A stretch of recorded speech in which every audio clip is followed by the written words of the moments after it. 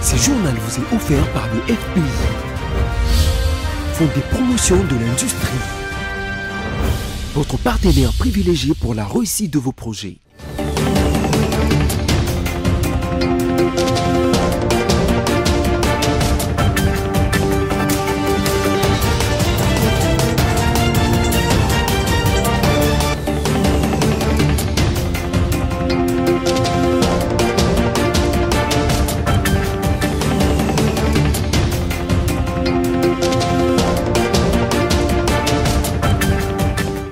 Une nouvelle session d'information sur votre chaîne, Madame, Monsieur, bonsoir et bienvenue. Les titres.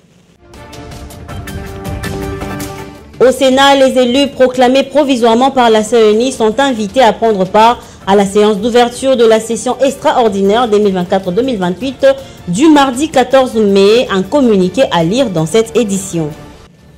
Ce lundi 13 mai 2024, plusieurs candidats ont déposé leur candidature à l'Assemblée nationale au poste du président, notamment Vital Kamerhe et Christophe Mbosso. Les détails, c'est dans un instant.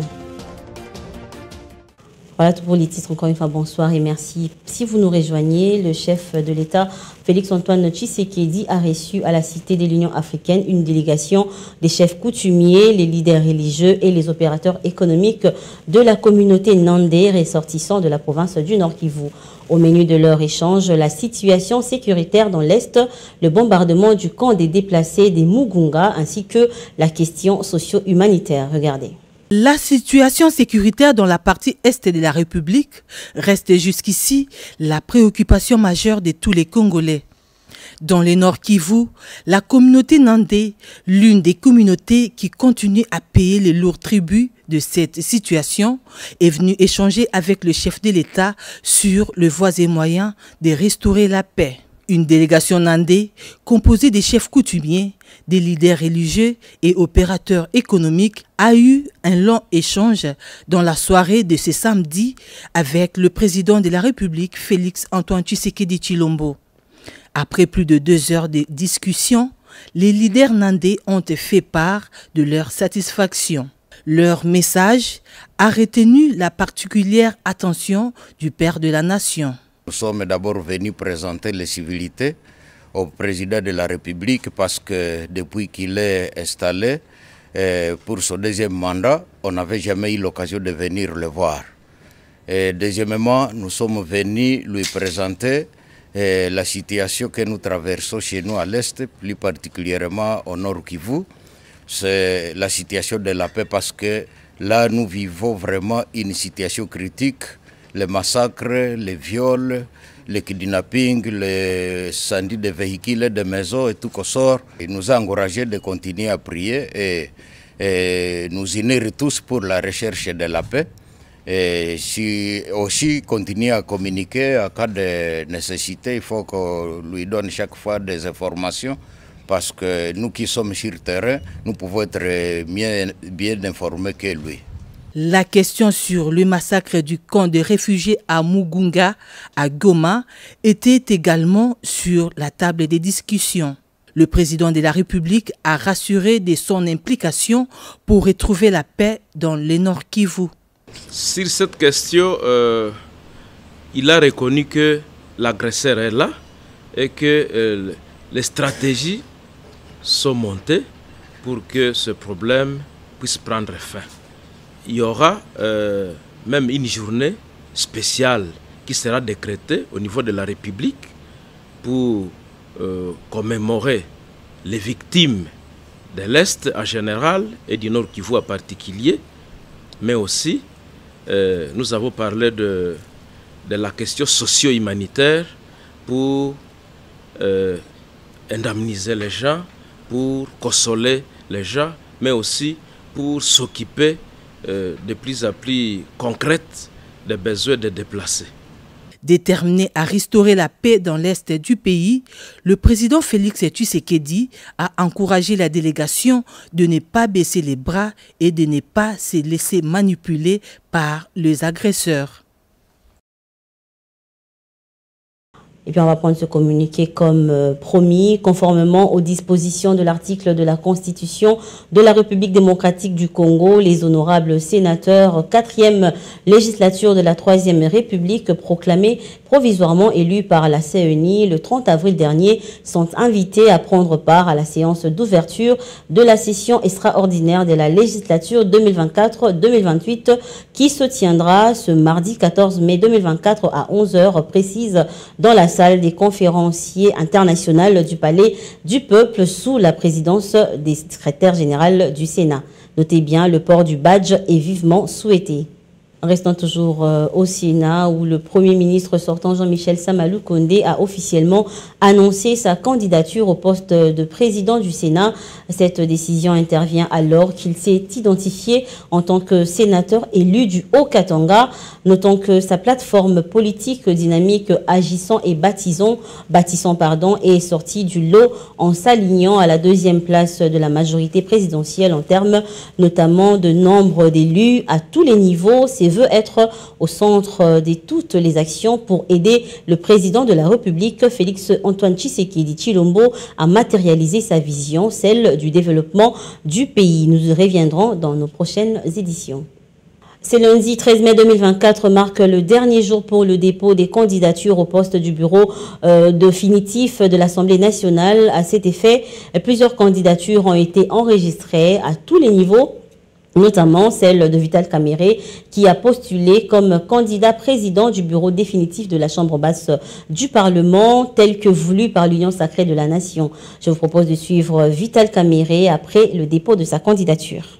Non, je tiens d'abord à remercier tous les députés nationaux qui m'avaient fait confiance lors des primaires, en m'élisant comme des candidats uniques au poste de président de l'Assemblée nationale pour le compte de l'Union sacrée de la Nation.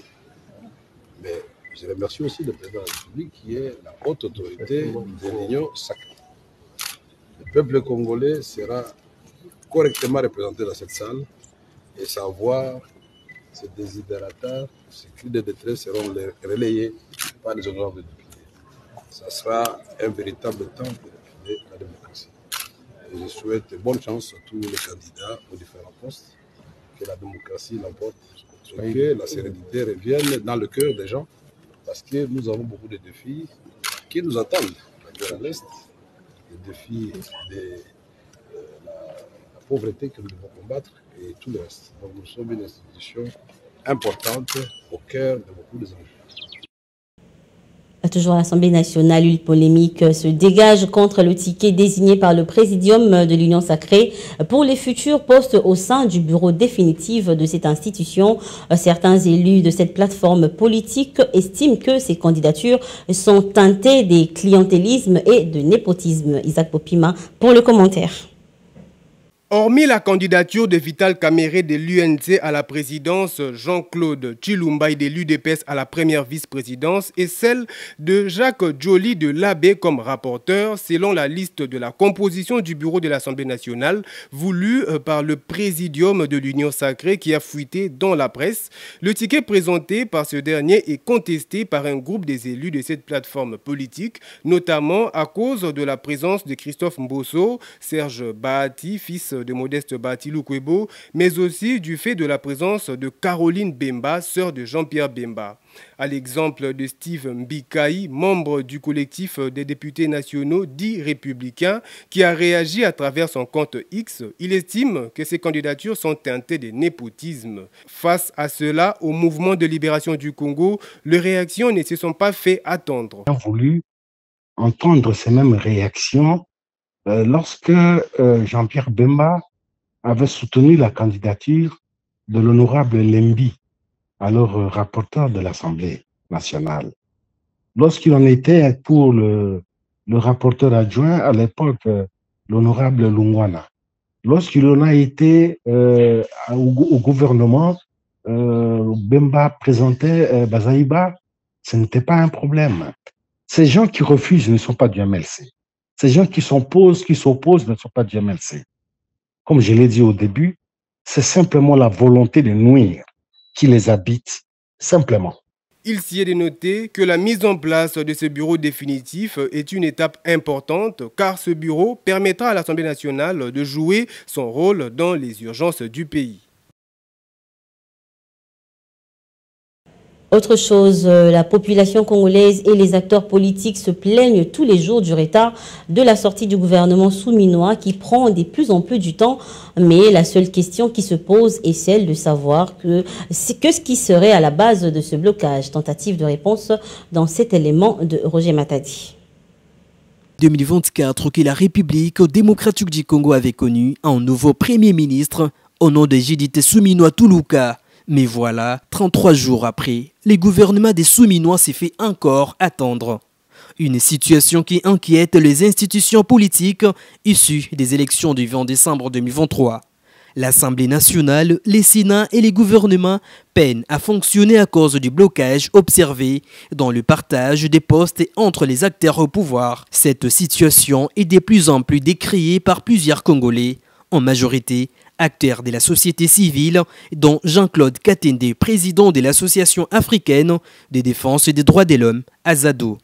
Selon lui, le président Félix Tshisekedi qu'il considère comme arbitre a perdu son sifflet, c'est lui de veiller au bon fonctionnement des institutions. Nous pouvons lire sur son compte X « Quand les liens de famille deviennent l'élément principal pour assurer l'accès et la promotion au poste, c'est un signe que l'État est en faillite ». Alors que, pour Augustin Kabouya, les retards dans la publication du gouvernement n'est pas de la responsabilité du président de la République, ni de la première ministre, plutôt de la Constitution. Valide son élection. Et pendant cette période, il y a la période des requêtes, la période des contestataires. Il y a des gens qui disent que le président était mal élu, le président était bien élu, ainsi de suite. Pendant cette période, ce sont les jours qui passent. Quand nous quittons l'étape du président de la République, il y a l'étape des députés nationaux. L'étape des députés nationaux, au niveau de la Cour constitutionnelle, ils doivent aussi attendre la confirmation des listes définitives. Il y a l'étape de l'informateur. L'informateur ne peut pas identifier la majorité là où la Cour constitutionnelle n'a pas encore validé la liste définitive des députés. Tout ça, ça prend du temps. Et vous allez comprendre que ça ne dépend pas ni du président de la République, ni du Premier ministre. Pour qu'on nomme le Premier ministre, on doit tenir compte de tous ces paramètres-là. Mais malheureusement, on veut faire croire à notre peuple que nous sommes dans un contexte normal. On va vous prendre des exemples du Sénégal, du Côte d'Ivoire, de certains pays qui n'ont rien à voir avec la réalité de notre constitution. Maintenant, quand la population pose des questions, pourquoi ça traîne? Puisqu'il y a certaines dispositions constitutionnelles qu'on ne peut pas violer. Comprenez un peu, le président de la République est le garant de la nation et du bon fonctionnement des institutions. Il est là pour protéger la Constitution. Entre espoir et désespoir, certains comme les Centres internationaux pour la formation au développement et aux droits de l'homme pensent que ce gouvernement s'est fait trop attendre. Pour ces acteurs de la société civile, comparé à la formation de certains gouvernements depuis 2019, plus de 39 jours paraissent minimums. Néanmoins, beaucoup attendent les changements rapides. Et pour eux, plus d'un mois, ça fait très long. Direction Goma, les victimes du bombardement du site des déplacés de Mugunga n'ont pas été inhumées le dimanche dernier comme prévu auparavant. Le report de cet enterrement a été annoncé par le gouvernement militaire de la province du Nord Kivu le samedi 11 mai dernier. Suivez. Nous sommes en train de faire des travaux pour préparer les obsèques de nos compatriotes qui ont été lâchement abattus par les Rwandais le 3 mai. Mais il s'est fait malheureusement que pendant que je faisais les tours, je suis allé à Kibati. On est encore en train de construire les caveaux. Je suis passé vers le stade. On prépare encore là où on doit exposer les corps. Et je me rends compte que nous ne sommes pas prêts. Et avec les élus, avec la délégation qui est venue de Kinshasa, on s'est rencontrés pour évaluer cette situation et l'analyser par rapport au reste du temps. Et on a trouvé qu'il est impossible qu'on puisse passer aux obsèques demain. Et nous allons communiquer la date qui suit, ensemble avec les élus de la province du Nord Kivu, qui ont même aussi estimé que les dimanches ne seraient pas opportuns pour les obsèques. Et donc, on remet à la semaine qui suit. Oui, on n'a pas une date précise. La date précise, c'est le mercredi. Vous pouvez dire ça en Swahili? Le gouverneur militaire de l'Ituri se félicite des avancées significatives réalisées durant les 3 ans de la province sous état de siège. Le lieutenant général Luboya Kashamadjoni a cependant sollicité la collaboration de la population pour remplir la mission qui lui a été confiée dans le cadre de l'état des sièges. La presse locale nous en dit plus. Le gouverneur militaire de l'Ituri s'est exprimé devant la presse ce vendredi du mai courant. Question de passer en revue les réalisations de l'état de siège. 3 ans durant pour le lieutenant général Luboyanka Shomadjouni. L'option non militaire a permis de recréer la confiance entre le gouverneur et le gouverné. 3 ans, les gens oublient. Même moi aussi, des fois, j'oublie. Nous avons oublié tout ce qui se passait sur la RN 27. Si vous partez d'ici jusqu'à Komanda, d'ailleurs les gens ne voyageaient même pas. Parce que la première fois que je suis parti, il n'y avait personne. Nous avons oublié que de Komanda à Luna, il y avait tous les jours des incendies de véhicules. Pas un véhicule. Des véhicules et des véhicules, des tracts, des bus et tout. Tous les jours que Dieu a créé. Nous avons oublié aussi que la Tchabi et Aboga. Nous avons oublié aussi qu'à Fataki, tous les jours, il y avait des incursions. Nous avons oublié qu'à Libye, c'était des combats. Nous avons oublié qu'entre Ngote et Djalasiga, il n'y avait personne, il n'y avait pas de population. Je suis arrivé à Katanga, j'ai trouvé seulement le chef coutumier. Nous avons aussi oublié qu'on ne pouvait pas arriver ici à côté à Mongoual. Nous avons oublié tout ça. Oui, c'est bien d'oublier. Parce que ça, ce sont des malheurs. Ce sont des mauvaises choses qui nous arrivent. Sur le plan de développement, plusieurs kilomètres de routes ont été asphaltés à Bounia, a affirmé l'autorité provinciale. Nous avons organisé les routes. Aujourd'hui, si vous voulez arriver à Komanda, vous n'allez plus faire des heures. Et on peut quitter Arou le matin et faire 8 heures pour arriver jusqu'à Bounia. Pour l'air, beaucoup de choses restent à faire pour atteindre la mission assignée à l'état de siège par le commandant suprême des forces armées, Félix Antoine Tshisekedi Tshilombo, celle d'imposer la paix sur l'ensemble de l'Ituri. La réconciliation et le pardon sincère entre communautés demeurent l'une des vertus du retour définitif de la stabilisation de cette partie du pays, a insisté l'autorité provinciale et commandant des opérations. La situation des déplacés à l'est de la RDC, on en parle encore. Le week-end dernier, le représentant des déplacés de guerre, Richard Kaloumé, a demandé au gouvernement et aux humanitaires de pouvoir apporter une assistance humanitaire qui s'avère être urgent aux 35 000 ménages des déplacés de guerre du site de Kanyabayonga, une commune rurale du territoire de Lubero à une centaine de kilomètres de la ville de Butembo. Nous sommes dans la province du Nord Kivu. Regardez. Ces déplacés qui fuient les affrontements entre les rebelles du M23 et les FARDC dans le territoire voisin de Rutshuru n'ont reçu jusqu'ici aucune assistance et sont en manque de tout. Une affirmation de leur représentant Richard Kaloumé qui demande une aide urgente auprès du gouvernement et aux humanitaires dans le souci de permettre à ces derniers de faire face à la famine. Il se dit inquiet de voir chaque jour de nouvelles personnes venir s'installer sur ce site alors que celles qui y vivent déjà manquent de tout. Selon lui, depuis les débuts de cette année, plusieurs personnes sont mortes de faim sur ce site. Depuis octobre 2022, seulement 4 organisations humanitaires ont assisté les déplacés de ce site de Kanyabayonga. Depuis le 6 mars 2024, nous pouvons compter 24 décès, a-t-il déclaré. Il exprime ainsi son inquiétude face à ce qu'il lui considère comme une forme d'indifférence du gouvernement à l'égard de la souffrance des personnes vulnérables. Le silence du ministère des Affaires sociales lui a servi d'exemple pour son argument qui, d'après lui, n'a jamais pris la peine de se rendre sur le site pour comprendre leur situation. En outre, il invite les organisations humanitaires à se concentrer sur le site de Kanyabayonga tout en soulignant que la vie de ce millier de personnes est empreinte de désespoir. Et en dehors de nos frontières, l'armée ukrainienne a reconnu ce lundi des succès tactiques de la Russie dans la région de Kharkiv où Moscou a revendiqué la prise de 4 localités supplémentaires près de la frontière dans son offensive lancée vendredi dernier qui a entraîné l'évacuation des milliers de civils. Reportage de nos confrères de France 24. Sur la route de Vovchansk, les voitures qui évacuent les civils croisent les tanks qui partent au front. Au total, 4000 personnes ont été évacuées de cette localité proche de Kharkiv.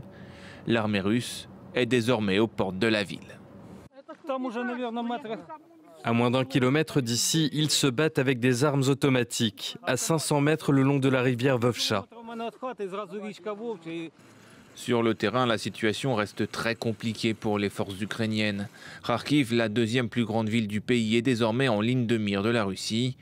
Moscou a d'ailleurs revendiqué la prise de 4 nouvelles villes du nord-est du pays, des victoires qui se font au prix de nombreuses victimes. Les Russes mènent des assauts à la viande. Ils envoient des gens à la mort qui meurent et leurs places sont instantanément prises par d'autres, et d'autres, et d'autres encore. La Russie a subi d'importantes pertes de soldats depuis le 10 mai. Depuis vendredi, l'armée russe a lancé plusieurs offensives le long de la ligne de front, près d'Avdivka, Kupiansk ou encore de Kramatorsk.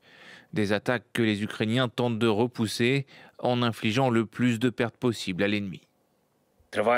Des batailles défensives et des combats acharnés se poursuivent sur une grande partie de notre frontière. Certains villages sont passés d'une zone grise à une zone de combat et l'occupant tente de prendre pied dans certains d'entre eux, tandis que d'autres s'en servent simplement pour progresser. De leur côté, les forces ukrainiennes ont ciblé dans le week-end plusieurs villes russes, telles que Belgorod, Koursk ou encore Donetsk, faisant plusieurs victimes. Voilà, ce journal est terminé, mais avant de nous quitter, voici le rappel des principaux titres. Au Sénat, les élus proclamés provisoirement par la CENI sont invités à prendre part à la séance d'ouverture de la session extraordinaire 2024-2028 du mardi 14 mai 2024. Ce lundi 13 mai 2024, plusieurs candidats ont déposé leur candidature à l'Assemblée nationale au poste du président, notamment Vital Kamerhe et Christophe Mbosso, que vous avez suivi dans ce journal. Voilà, ce journal est complètement terminé. Madame, Monsieur, merci à vous de nous avoir suivis. Bonne suite de programme sur BC Télévision. Au revoir.